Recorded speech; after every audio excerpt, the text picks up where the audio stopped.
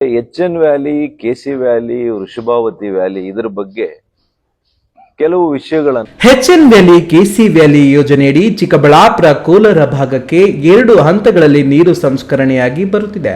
ಆದರೆ ಇತ್ತೀಚೆಗೆ ಈ ನೀರು ಸರಿಯಾಗಿ ಸಂಸ್ಕರಣೆಯಾಗುತ್ತಿಲ್ಲ ಎಂಬ ದೂರು ಬಂದಿದೆ. ಈ ಬಗ್ಗೆ ಜಲಮಂಡಳಿ ಅಧಿಕಾರಿಗಳಿಗೆ ಸರ್ಕಾರ ಕಟ್ಟುನಿಟ್ಟಾದ ಸೂಚನೆ ನೀಡಬೇಕಿದೆ. ಸಿಂಗಾಪುರದಲ್ಲಿ ಕೊಳಚೆ ನೀರನ್ನು ಕುಡಿಯುವ ಮಟ್ಟಕ್ಕೆ ಶುದ್ಧೀಕರಣ ಮಾಡಲಾಗುತ್ತಿದೆ. ತೃತೀಯ ಹಂತದ ಸಂಸ್ಕರಣೆಯ ನಂತರ ಇನ್ನಷ್ಟು ಫಿಲ್ಟರ್ ಮಾಡಿ ಕುಡಿಯುವ ನೀರಿಗೆ ಬಳಸಲಾಗುತ್ತಿದೆ. ಆ ನೀರು ಹರಿಯುವ ನದಿಯಷ್ಟೇ ಶುದ್ಧವಾಗಿರುತ್ತದೆ. ನಮೀಬಿಯಾದಲ್ಲೂ ಇದೇ ರೀತಿ ಬಳಸಲಾಗುತ್ತಿದೆ. ಆಧುನಿಕ ತಂತ್ರಜ್ಞಾನವನ್ನು ಬಳಸಿಕೊಂಡು ಇನ್ನಷ್ಟು ಶುದ್ಧ ಮಾಡುವ ಅವಕಾಶ ಸರ್ಕಾರಕ್ಕಿದೆ. ಅದಕ್ಕಾಗಿ ಸರ್ಕಾರ ಕೂಡಲೇ 3ನೇ ಹಂತದ ಶುದ್ಧೀಕರಣಕ್ಕೆ ಮುಂದಾಗಬೇಕು. ಇಲ್ಲವಾದರೆ ಪಾದಯಾತ್ರೆ ನಡೆಸಿ ಪ್ರತಿಭಟಿಸಲಾಗುವುದು ಎಂದು ಚಿಕ್ಕಬಳ್ಳಾಪುರ ಸಂಸದ ಡಾಕ್ಟರ್ ಕೆ. ಸುಧಾಕರ್ ತಿಳಿಸಿದ್ದಾರೆ.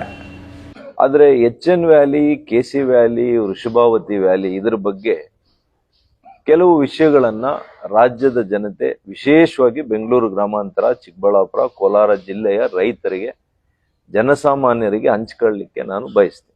ಪ್ರಪಂಚದಲ್ಲಿ ಸಿಂಗಪೂರ್ನಲ್ಲಿ ಇದೇ ಕೊಳಚೆ ನೀರನ್ನ ಪೋರ್ಟಬಲ್ ಡ್ರಿಂಕಿಂಗ್ ವಾಟರ್ ಅಂದ್ರೆ ಕುಡಿಲಿಕ್ಕೆ ಕೂಡ ಉಪಯೋಗ ಮಾಡುವಷ್ಟರ ಮಟ್ಟಿಗೆ ಅವರು 3ನೇ ಹಂತದ ಶುದ್ಧೀಕರಣಕ್ಕೆ ಮಾತ್ರ ಆಗಲ್ಲ, ಅದಾದ ಮೇಲೆ ಅಲ್ಟ್ರಾ ಫಿಲ್ಟ್ರೇಷನ್ ಅಂತ ಒಂದು ಮೆಥಡ್ ಇದೆ ಸೈಂಟಿಫಿಕಲಿ. ಅದನ್ನು ಮಾಡಿದಾಗ ಕುಡಿಲಿಕ್ಕೆ ಯೋಗ್ಯ ಆಗ್ತದೆ. 3ನೇ ಹಂತದ ಶುದ್ಧೀಕರಣಕ್ಕೆ ಒತ್ತಾಯಿಸಲು ಬಿಜೆಪಿ ಹೋರಾಟ ಮಾಡಲಿದೆ. ಆದರೆ ಇದಕ್ಕಾಗಿ ಬಂದ್ ಮಾಡುವುದು ನಿಜವಾದ ಪರಿಹಾರವಾಗುವುದಿಲ್ಲ.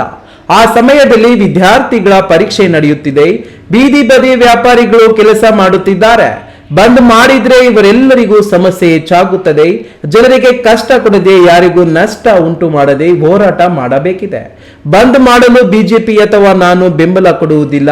ಬಯಲು ಸೀಮೆಯ 3 ಜಿಲ್ಲೆಗಳಲ್ಲಿ ನಾನು ಪಾದಯಾತ್ರೆ ಮಾಡಿ ಹಳ್ಳಿಗಳಿಗೆ ಭೇಟಿ ನೀಡಿ ಅರಿವು ಮೂಡಿಸುವ ಕೆಲಸ ಮಾಡುತ್ತೇನೆ ಎಂದು ಹೇಳಿಕೆ ನೀಡಿರುವ ಮೂಲಕ ಭಗತ್ ಸಿಂಗ್ ಚಾರಿಟೇಬಲ್ ಟ್ರಸ್ಟ್ ಅಧ್ಯಕ್ಷ ಸಂದೀಪ್ ರೆಡ್ಡಿಗೆ ಟಾಂಗ್ ನೀಡಿದ್ದಾರೆ.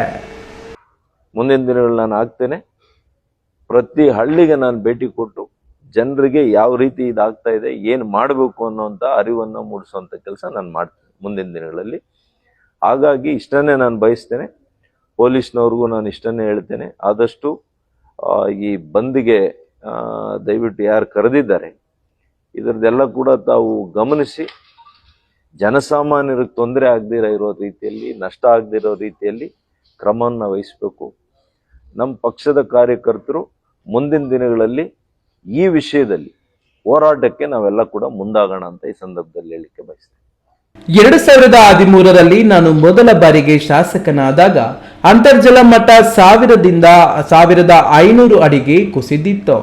ರೈತರು ಪಂಪ್ ತಂದು ಅಳವಡಿಸುವ ಸಮಯಕ್ಕೆ ನೀರು ಬತ್ತಿ ಹೋಗಿರುತ್ತಿತ್ತು. ನೀರಾವರಿಯ ಸಮಸ್ಯೆಯಿಂದಾಗಿ ರೈತರು ಆತ್ಮಹತ್ಯೆ ಮಾಡಿಕೊಂಡಿದ್ದರು. ಆಗ ಹಿರಿಯ ಅಧಿಕಾರಿಯೊಬ್ಬರು 2 ಹಂತಗಳಲ್ಲಿ ನೀರು ಶುದ್ಧೀಕರಿಸಿ ನೀಡಬಹುದೆಂದು ಸಲಹೆ ನೀಡಿದರು. ಅದಕ್ಕಾಗಿ ಎಚ್.ಎನ್. ವ್ಯಾಲಿ ಹಾಗೂ ಕೆ.ಸಿ. ವ್ಯಾಲಿ ಯೋಜನೆಯಿಂದ ನೀರು ತರುವ ಕ್ರಮ ಜಾರಿ ಮಾಡಲಾಯಿತು. ಚಿಕ್ಕಬಳ್ಳಾಪುರಕ್ಕೆ ಕಾವೇರಿಯಿಂದ ಅಥವಾ ಕೃಷ್ಣಾ ಅಥವಾ ಯಾವುದೇ ನದಿಯಿಂದ ನೀರು ದೊರೆಯುವುದಿಲ್ಲ. ಬಯಲು ಸೀಮೆಗೆ ಯಾವುದೇ ನದಿ ಮೂಲೆಗಳಿಲ್ಲ. ಈ ಬಗ್ಗೆ ನಾನು ಅನೇಕ ಬಾರಿ ವಿಧಾನಸಭೆಯಲ್ಲಿ ಪ್ರಶ್ನೆ ಮಾಡಿದ್ದೆ ಎಂದರು. ಎತ್ತಿನ ಹೊಳೆಯಿಂದ ನೀರು ಬಂದಿದ್ದರೆ ಎಚ್.ಎನ್. Valley, KC. ವ್ಯಾಲಿಯ ನೀರನ್ನು ಯಾರೂ ಬಳಸುತ್ತಿರಲಿಲ್ಲ. ಕೋವಿಡ್ ಇದ್ದಾಗಲೂ ಬಿಜೆಪಿ ಈ ಯೋಜನೆಗೆ ಹೆಚ್ಚು ಅನುದಾನ ನೀಡಿದೆ. ಬಸವರಾಜ ಬೊಮ್ಮಾಯಿ ಅವರು ಸಿಎಂ ಆಗಿದ್ದಾಗ 3,000 ಕೋಟಿ ರು ನೀಡಲಾಗಿತ್ತು. ಆದರೆ ಬಳಿಕ ಸರಿಯಾದ ಅನುದಾನ ಸಿಕ್ಕಿಲ್ಲ. ಕಾಂಗ್ರೆಸ್ ಸರ್ಕಾರ ಅತಿ ಶೀಘ್ರದಲ್ಲಿ ಎತ್ತಿನ ಹೊಳೆ ಕಾಮಗಾರಿ ಮುಗಿಸಿ ರೈತರ ಋಣ ತೀರಿಸಬೇಕು ಎಂದು ಆಗ್ರಹಿಸಿದರು. ಕೆ.ಎಸ್. ನಾರಾಯಣಸ್ವಾಮಿ, ಈ ನ್ಯೂಸ್ ಟಿವಿ, ಚಿಕ್ಕಬಳ್ಳಾಪುರ.